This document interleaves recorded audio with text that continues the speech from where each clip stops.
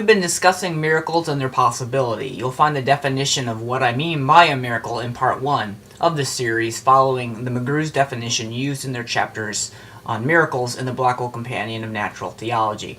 Now in part 2, I briefly discussed the problem of miracle identification, or in other words, how do we know a miracle took place, if at all, and the burden of proof of miracle claims. Therein I concluded that miracle claims can be identifiable on at least 3 criteria, and I provided one example of an event that would meet all 3 criteria. I also concluded that one who makes the miracle claim bears the burden of proof, but does not do so with any extra strings attached, as it were. All that is required is that the one arguing for a miracle is that they offer evidence that is more likely than not. For the arguments about that, see Part 2. Having completed the preliminary steps into the possibility of miracles and their identification, I moved on to 2 major objections against miracle claims as composed by Benedict Spinoza and David Hume in Parts 3 and 4 respectively. You hopefully recall that in general Spinoza objects to miracles on the basis of their occurrence, while Hume objects to miracles based on their identification. I concluded both sets of arguments to be inconclusive at best and false at worst. Thus, if the discussion has been correct so far, my thesis remains as follows. Miracles as defined are possible events which are identifiable and distinguishable from natural events whose validity can be investigated by reason and historical inquiry. In other words, the contention I am defending in this series is that miracles are possible and that they are researchable via history and logic. What's left in the discussion, then, is to discuss the historian's ability, if any, to investigate miracle claims and the probability that miracles occur. McCullugh notes the importance of this question when he writes, quote, "There are reasons why historians are forbidden from investigating miracle claims. This is important, since if historians are barred from investigating miracle claims, we can go no further in our inquiry pertaining to the historicity of the resurrection of Jesus. As historians, we have reached a dead end," end quote. And this quote is attachable to any miracle claim, not just the resurrection of Jesus. And there hasn't been any shortage of objections who state the historian is barred from any sort of investigation into miracle claims as of late or in history. For example, Bart Erhman argues that, quote, "Even if miracles are possible, there's no way for the historian who sticks strictly to the canons of historical method to show that they have happened. I'm saying that even if they did, the historian cannot demonstrate it," end quote. John P. Mier agrees and writes, quote, "It is my contention that a positive judgment that a miracle has taken place is always a philosophical or theological judgment," end quote. McCullugh concludes also, quote, "Historians simply assume, as do most people, that the world is logically and materially consistent, so that for beliefs about it to be true, they must refer to compatible events and states of affairs," end quote. However, despite all these allegations against historians' abilities to investigate miracles, I think Lacona's conclusion is entirely correct when he says, "I am convinced the reasons typically provided are mistaken. If a past event left traces, most historians hold that it can be subject to historical investigation," end quote. This leads to the obvious question. What exactly are the reasons these historians think historians are incapable of investigating miracles via historical methods? In order to answer this question, I'd like to take 3 of the aforementioned historians, Erhman, Mier, and McCullugh, and discuss their reservations in turn. I'll begin with McCullugh's objection. McCullugh's main reason for rejecting historians' ability to comment on miracles is that he believes that ascriptions of historicity to miracle claims are worldview dependent. He writes, "Competing theories about the nature of the world cannot be compared because each theory provides the terms in which observations relevant to it are made, and so there is not any common domain of facts of which it can be said that one theory or hypothesis is better explanation than another. So what constituted the prime domain of evidence for one historian could be almost entirely denied by another," end quote. In other words, historians cannot comment on miracles because such comments are reserved for worldviews and are philosophical or theological questions.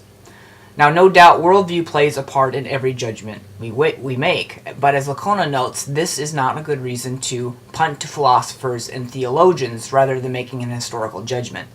The mere fact of the existence of colliding worldviews does not nullify the historian to comment on the facts of the matter, whatever those might be. Moreover, it is not simply a religious conviction that plays a role in our worldview, but politics, gender, race, nationality, to name a few. Thus, should we also suggest that historians refrain from making historical judgments on, say, the Vietnam War, because the conflicting worldviews between Americans and the Vietnamese are too persuasive. The principle in practice would be overkill, basically. Rather, what the historian should do is neither presuppose nor a priori exclude theism, but hold to a position of openness. Second, whether it is the historian, the scientist, or the logician, we must start with certain philosophical presuppositions before we enter into investigations about our world. We have to assume, for example, that the external world is real, or that truth is objective and not some pragmatical tool to increase survivability, or that history is at least partially knowable. We can't get around such presuppositions, as the ruin of Descartes' foundationalism demonstrates. But as Licona notes, yet this does not keep realist historians from making historical judgments. Each of the three assumptions just mentioned is purely philosophical in nature. While good reasons exist for holding a realist view of history over a postmodernist approach, at the end of the day, realist and postmodernist positions are based on assumptions that cannot be defended to a point beyond all doubt." End quote. But as one can hopefully see, such presuppositions do not negate the function of these investigative methods. Thus, the possibility of adding another presupposition regarding God's existence does not negate the historian's methodology if the historian has grounds for doing so. Licona notes, "Those historians who are not as sanguine may provide reasons why they do not agree with a theistic presupposition, and why their historical conclusions are different. However, this does not prohibit theistic historians from proceeding any more than postmodernist historians prohibit realists from proceeding." End quote. Thus, McCullugh's worldview concerns, while taken as a helpful caution against bias, don't destroy historians' ability to comment on miracles if there are historical facts to look into.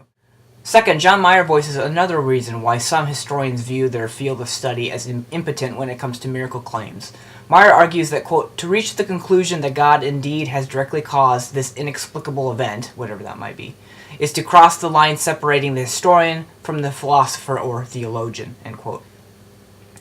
Mier argues further that there are no criterion to justify the historian as a historian to make such judgments. So in other words, the question Mier is asking regards the need for criteria to allow for God as a tenable explanation in history. In response, I'd like to follow what Licona has written, which will mirror two of the three criteria I've used in miracle identification in Part 2. He begins by stating, "If no reasonable natural explanations are available to the historian, and the event under investigation occurs in a context charged with religious significance, is the historian, as an historian, left only with the conclusion that we have an anomaly? In answer, let us see if reasonable criteria exist for differentiating between an anomaly and a miracle." End quote. Licona suggests that we use religio-historical context and a lack of a plausible naturalistic explanation as criteria to allow the historian to conclude that a miracle has occurred. These two criteria, Licona states, suggest a context in which a God might operate. Licona gives multiple examples of situations that are charged with and without religio-historical context to strengthen his point. Licona then concludes, "If the evidence for a miracle such as the resurrection of Jesus occurs in a context that is charged with a religious significance, it would not appear out of place, and the resurrection hypothesis could be the strongest explanation for the data." Mier's position at best militates against historians identifying the cause of Jesus' return to life or the actual nature of Jesus' revivified body, but it cannot prohibit historians from voting on the event itself. End quote. In other words, even if Mier's challenge goes unanswered, we can only logically limit the historian in commenting on the cause of the event, but we cannot disallow the historian to establish the event as historical and miraculous. Third, Erhman provides a third set of criteria that suggests we limit the historian's ability to conclude that a miracle occurred. Erhman gives 5 specific reasons using the resurrection of Jesus as an example. Namely, 1. The New Testament Gospels are late, contradictory, and not written by eyewitnesses. 2. Historians comment on what probably occurred in the past, but miracles are at least the most improbable explanation. 3. Suggesting that Jesus was raised presupposes belief in God, which is a theological question and not an historical one. 4. Accepting Jesus' miracle would lead us in principle to concede that others have occurred as well, other miracles that is. And 5. The canons of historical research do not allow historians to conclude miracles have occurred. Now, since we are talking about miracles in general, I will bypass Erhman's first and third arguments. We can skip Erhman's first argument as it is specific reference to the resurrection of Jesus, and we can skip the third argument as it mirrors that of what we've already discussed in McCullugh. This leaves Erhman's second, fourth, and fifth arguments. So what could be said in response to Erhman's claim that historians comment only on what has probably happened, thus ruling out miracles as adequate explanations? Well, the problem with this objection is similar to the problem with Hume's in-principle argument that we discussed in Part 4.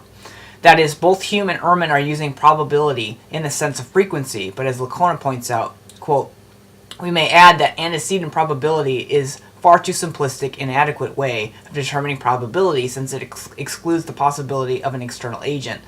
The challenge for historians, of course, is that they cannot know ahead of time whether such a God exists. Instead of presupposing or a priori excluding it, which a priori renders one's hypothesis as worldview dependent, historians ought to adopt a position of openness and let the facts speak for themselves through the weighing of hypotheses according to the proper criteria, end quote. In other words, in addition to the problems already discussed with Hume, Erhman is using probability inadequately. In order to establish miracles as the least possible explanation, then we would need to exact Bayes' theorem. However, since our background knowledge is crucial in said theorem, then it's hard to see how Erhman has come to this conclusion without looking at his background information or arguments for that. Moreover, although we are not discussing Erhman's third charge, that is, that miracles are in principle theological or philosophical questions and not historical, it would seem that his second charge being discussed here on probability is cut down by his third. For if historians cannot investigate a miracle, in this case the resurrection as the prime example, because it involves a theological question, that is God, then Erhman cannot say that it is improbable that miracles occur since such a matter is the work of theologians and philosophers. He can't have his cake and eat it too, so to speak. Erhman's next objection that concerns miracles in general is the notion that accepting one miracle in a religious tradition, for example, Jesus' miracles, would lead us in principle to concede that others have occurred as well, for example, let's say Muhammad, Honi the circle drawer, or what have you. Again, this objection mirrors that of Hume's, in fact, arguments, and suffers from all the criticisms listed in Part 4 to that argument. However, specifically to Erhman, I have a few thoughts. Since I am arguing here in this series that miracles are possible events that are investigatable and not a priori impossible, I have no problems in allowing the possibility of miracles occurring in other religions.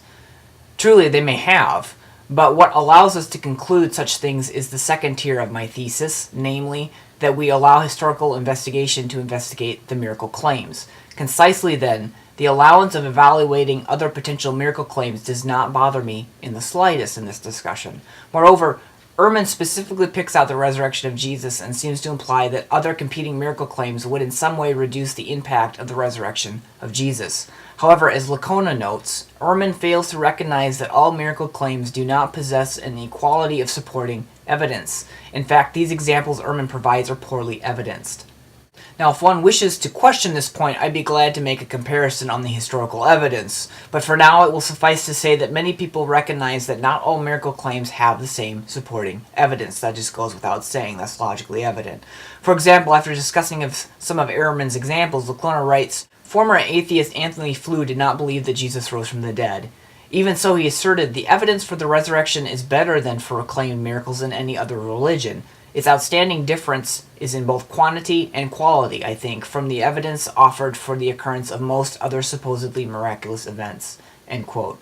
Licona goes on to conclude, my objective here is not to argue that the Gospels are reliable sources, or that a miracle hypothesis is more plausible than a naturalistic theory posited for the miracle reports of Jesus.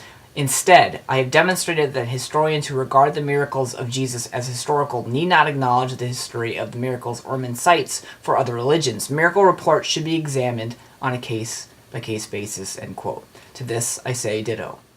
Lastly, Erhman objects to the historian's ability to comment on miracles by stating that the canons of historical research do not allow historians to conclude miracles have occurred. However, what exactly are these canons Erhman refers to? In Licona's review of historiographical approaches, he notes, quote, there are no methods for understanding and doing history that are broadly accepted by professional historians.